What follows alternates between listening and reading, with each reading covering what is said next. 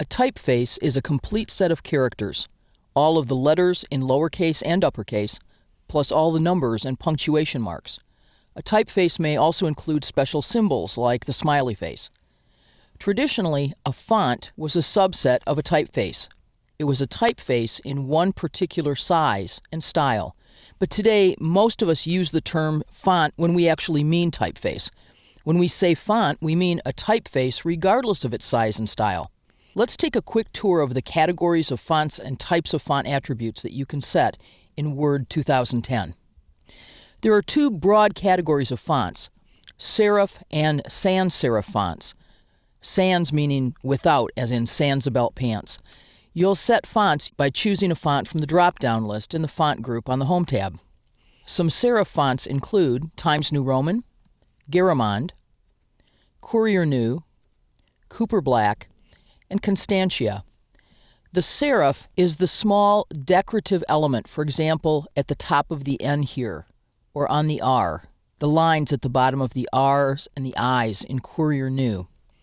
The serifs provide a visual line that guides the reader's eye from the left to the right down the letters.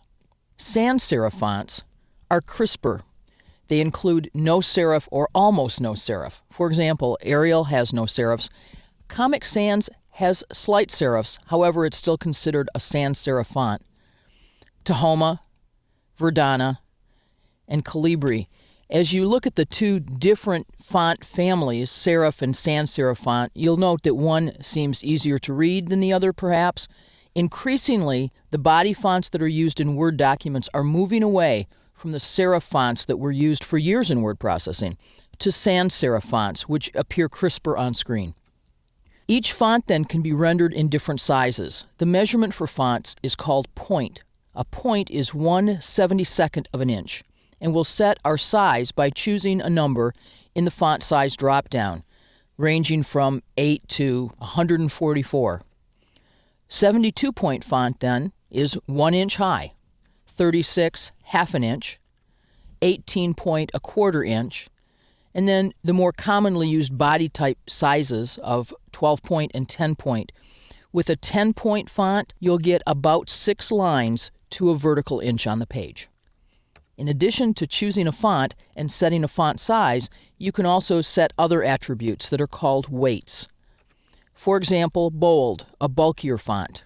Italics, the font leans sideways, often used for proper names of books, also used in places where we used to use underline. At one time, you'd type your text on a piece of paper, pull it out of the typewriter, take out a ruler, and underline your text. The underlined text is harder to read than the bold or italics, but it's the best that we could do at the time. Now you have other options. You'll use underline and strikeout together sometimes to show that a document is being modified. Underline for suggested additions, strikeout for suggested deletions. But most of the time you'll use bold or italics more than underline. Subscript and superscript takes the letters or the numbers, makes them 40% the size of full size, and then puts them either below or above the line that the normal font is following. Highlighting is used in the same way you would use a highlighter from an office supply store to point out areas of the text that need to be examined or that you want to note for later use. And then finally, we can set font color. We have a choice of millions of colors that you can use to make your font stand out in a document. There are some additional font attributes that aren't available in the font group on the ribbon. You can click the dialog box launcher and go to the font dialog box, and on the font tab, choose small caps or all caps. Whether the text was entered initially in upper or lower case, it doesn't matter. With all caps, it will all be in capital letters. You can also adjust character spacing on the Advanced tab in the font dialog box. Character spacing is also known as kerning. And with kerning, you ask Word to add additional space, not between words, but between the characters within a word. Here's a font kerned normally. If we take that same font and condense it, notice how all of the letters are closer together. Or if we expand it. So you might use expanded kerning for titles, for example, or for an entire document where you just want it to seem roomier. However, too much kerning, and it gets difficult to tell the difference between the space between the letters and the spaces between the words. One final font attribute: a number of the fonts that come with Word 2010 are OpenType fonts. These would be newer fonts that, when they were designed with more than one style set. The font designer said, here's one possible way that this font could look. We're looking at the font named Gabriola. It's a very decorative font, but this designer also thought there are other options for this font. More style. For example, take a look at the difference in the letter G, or in the weight given to the F's that drop below the line. This designer actually provided 6 different versions of Gabriola. Those different stylistic sets are available to you on the Advanced tab of the font dialog box.